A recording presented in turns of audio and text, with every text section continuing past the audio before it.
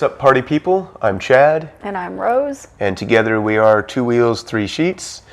We are coming to you from our brew pub, Baguales, in beautiful Puerto Natales, Magallanes, Chile, a region of the world generally referred to as Patagonia. The reason we're putting this sort of introduction video together today is to give you an idea of who we are, what we're doing, why we're doing it. In terms of why you would want to watch it, that's a question I can't answer. That's entirely up to you. But we have had people for quite some time urging us to put videos like this together, and shut down in the middle of this pandemic in 2020, it seemed like the perfect opportunity to do so. And Chad's a lot more of a ham than I am. I'm really shy, and he's good at doing things like brewery tours, and he likes being on camera, and I find it all very awkward. Well, it is awkward, and I mean, truth told, we've tried to shoot this video probably a dozen times. We've tried dynamic shots, we've tried interviews, we've tried different locations, and to be perfectly honest with you, they all sucked. It's not nearly as easy as it looks. Yeah, and social media in general for me is all new. I never had a MySpace or a Facebook account, and I only got Instagram when Chad was leaving from LA to Patagonia, and that was just so I could see photos. Yeah, social media for me has always been keeping in touch with friends and family. I set up a Facebook when I left Los Angeles originally in 2009, and then, as Rose mentioned, I set up my Instagram account almost 2 years ago in 2018 when I left for Patagonia on my motorcycle. So a lot of people have been asking questions in that time. You know, how do you afford to do what you're doing? Are you ever coming home? Where are you going next? And so those questions are easier asked than answered. And that's actually one of the reasons we're putting these videos together, because in order to kind of understand why it is we're doing what we're doing, I think you kind of have to understand where we came from and what our motivations are. Mm-hmm. And while our story might be unique, I certainly don't think it started out that way. If you're interested, bear with us, and we've cobbled together a few clips of us doing our best to kind of explain our background and where we came from and our motivations, how we got here. And as far as where we're going next, that's a good question. That's a question I'm not sure that we've answered yet. So maybe we can figure that out together. Anyway, what do you say, roll film? Okay, roll film. Roll film. Roll film. I think that's your cue. Roll film. Roll film. You've got to edit something. All right. I think we might have nailed it that time. I don't know. I did. I went on. Yeah, you nailed it. You nailed it. You carried me. All right. Ow. You got a microphone in your pocket. Is it a mic in your pocket? You're just happy to see me.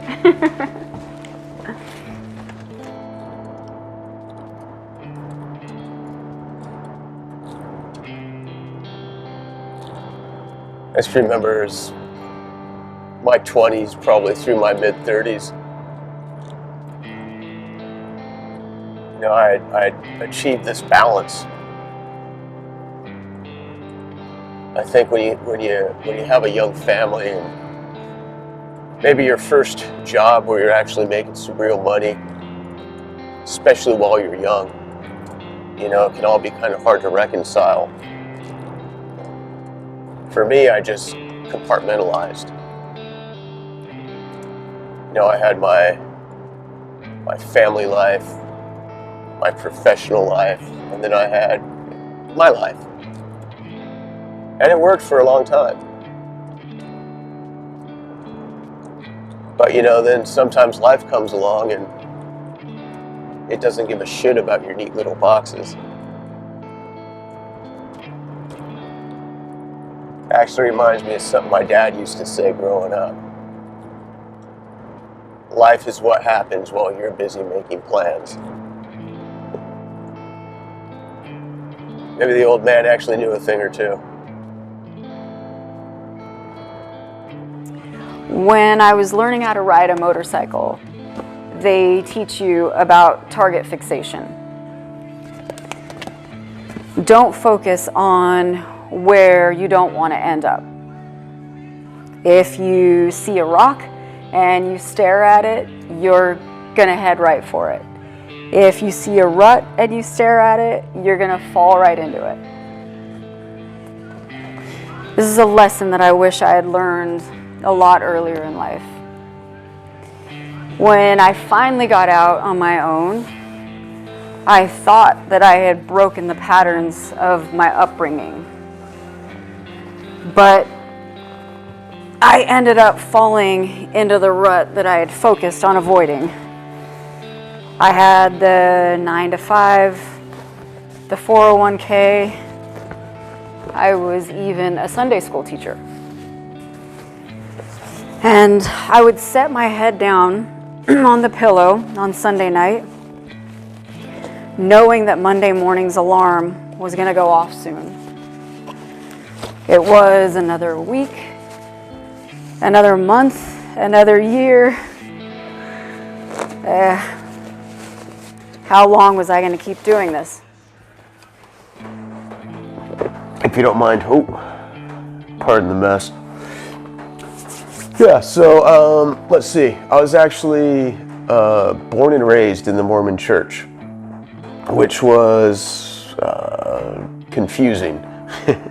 It was odd as a young child to seemingly be the only one in the room that wasn't getting it. And I just remember looking around at the people that I was told to, look to for answers, the people that I was supposed to admire and emulate as I grew up, and just not understanding a damn thing they were talking about. I grew up in a strict Hispanic Catholic household, just outside of Albuquerque, New Mexico, between the reservation and town. My parents did everything they could to give us the things that they didn't have growing up. And my dad is a Vietnam vet, which meant that what he said was law. My first car was a '73 Volkswagen Westphalia. I loved that car. My parents never knew where I was when I was coming back. I guess you could say I was living the van life sometime after Haight-Ashbury and before it was a hashtag. By the time I got out of high school, I had a little more money, sold the VW, bought a bigger rig, and set off across the country to go find myself, or whatever it is 18-year-olds do. Actually, I had intended on caving my way across the United States for a year. And I made it as far as the Guadalupe Mountains in New Mexico.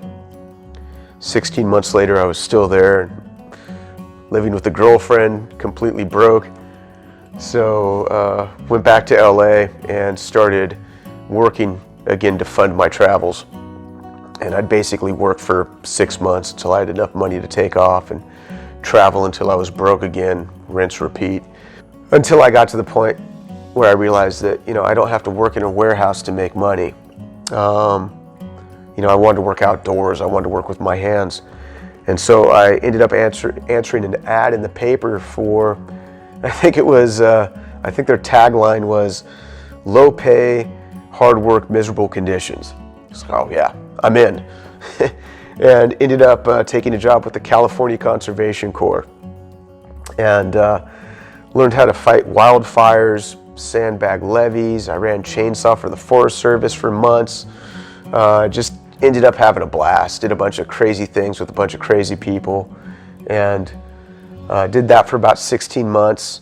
And then immediately jumped on a plane and flew to Alaska. Growing up as a kid, I was just a big dork. I wore socks and sandals. I knocked my 2 front teeth out when I was 2, and those didn't come back in till I was 7.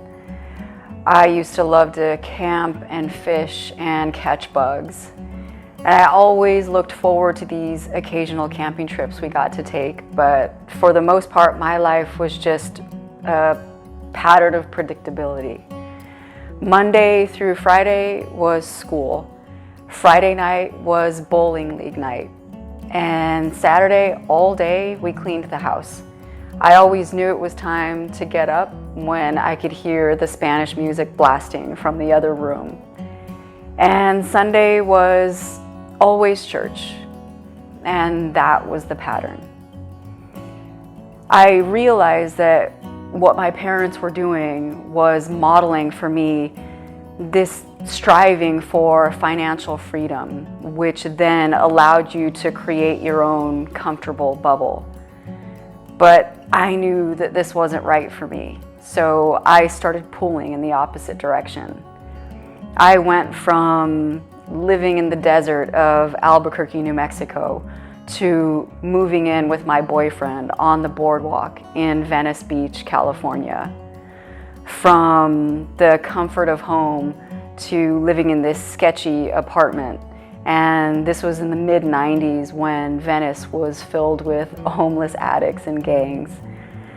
From being under the thumb of my dad to having complete and total freedom. Everything from being able to form my own identity to believing in whatever God I wanted to. And after marrying that boyfriend, I woke up one day and realized that I had created for myself that same bubble that my parents had. I mean, except for the bowling league, everything was pretty much copy and paste. And I remember talking to my ex about it, and his response to me was, "That's life." I went dock stomping to find a fishing boat to work on. And I fished commercially in Alaska for a couple years. I would fish up there for the summer and fall season, and then I would come back to LA in the winter and I would work construction. And I did that for a couple years, and then woke up one day and realized I had a desk job. Yeah, a fucking desk job. How does that happen? Yeah, that wasn't the plan. That wasn't the plan. But I guess the good thing about the desk job was that it allowed me to afford this new weekend warrior lifestyle that I had to reluctantly accept. And also a condition of taking the job was that it remained flexible enough for me to be able to travel for 4 or 6 weeks at a time. And it was one such trip that brought me here to Patagonia. I came at the invitation of a couple local rock climbers and fell in love pretty much instantly. I think that was in 2004. Patagonia, Torres del Paine back then were still relatively unknown. It was known to hardcore trekkers and mountaineers, and that was about it. And in terms of the city itself, Puerto Natales, there wasn't much here at the time. Not much in terms of any sort of tourist infrastructure. We didn't even have a supermarket back then. There was basically a guide service, that was Bigfoot. There was a hostel, that was Erratic Rock. Now there was no bar culture, and there certainly wasn't craft beer back then. So I returned over the next couple years. In 2006, we set up Baguales, the first craft brewery here. And within a year, we were on tap in Torres del Paine National Park, which for me was a huge accomplishment and something I'm still to this day very proud of. And I moved down here. I lived down here for a solid year. In 2009, 2010, that's when we built the restaurant where I sit today. And after that, unfortunately, just due to family circumstances, I had to go back to the States. And that required me put this dream on hold for a while. I left the restaurant in the capable hands of a friend from Colorado, a friend who actually helped me build the restaurant itself. He ran the place for me for about 3 years and really kind of kept the spirit going. And after that, after Drew left, things things went a little sideways. I started working for Chad in 2009. We met during the desk job phases of our lives. When we got together, you could tell we were both trying to make up for a lot of lost time. It was like we found in each other that second chance at having the relationships that we wanted. We did a lot of things together: snowboarding, scuba, skydiving, motor riding. He taught me how to play pool, which is one of my absolute favorite things to do. It was like it made him happy just to see me happy.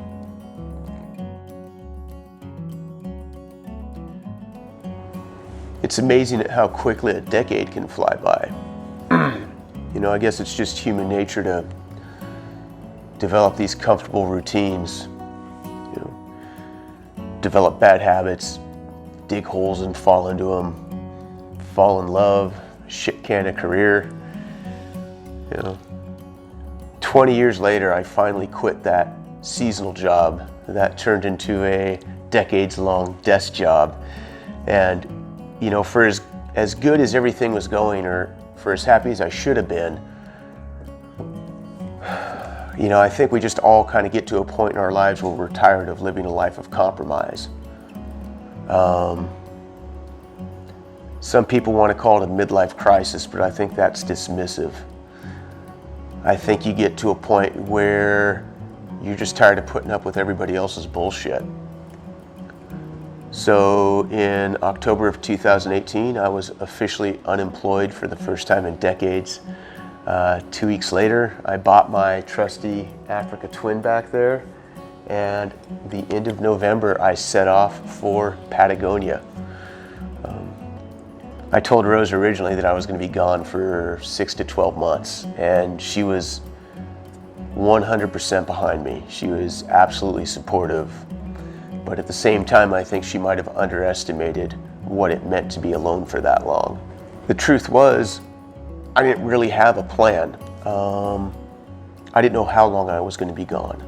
All I knew was I needed to get down to Patagonia and figure things out from there. Despite having Bagwalis, which had always been, by all accounts, a successful business, it wasn't really generating any sort of actual income. And I had to come down here, rededicate myself, and sort that out. 4 months into my 6 to 12 month journey, I was still in the Corredera Blanca in Peru.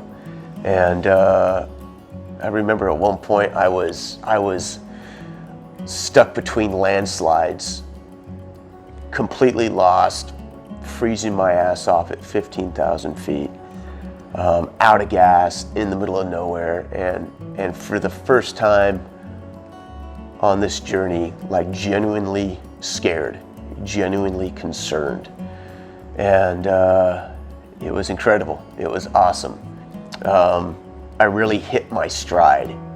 And that's when I kind of just felt in love with being alive again. Right about that same time, I think that's when Rose realized that I wasn't going to be home anytime soon. And I think my absence was really starting to take its toll. I finally made it out of the Corredera Blanca, limped into Peru, licked my wounds, and got a hold of Rose for the first time in about a week. And that's when she told me that she was ready to pack her bags and come with me.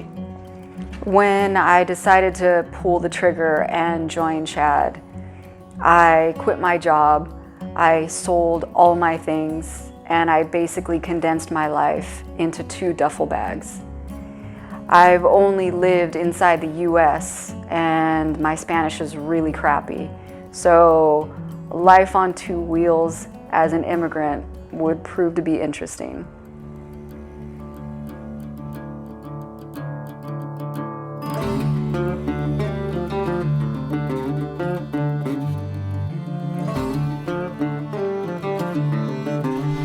¡Adelante! ¡Vamos! ¡Adelante! ¡Adelante! ¡Adelante! ¡Vamos! ¡Adelante!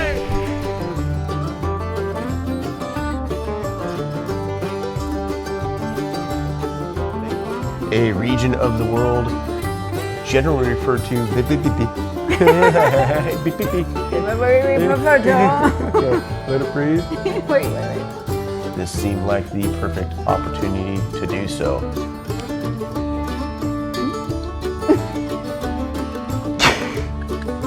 Rose apparently forgot what she was supposed to say. I didn't know I was supposed to say it then. Yeah. So that's why I wasn't sure. Like, what are you looking at me for? All right. Well,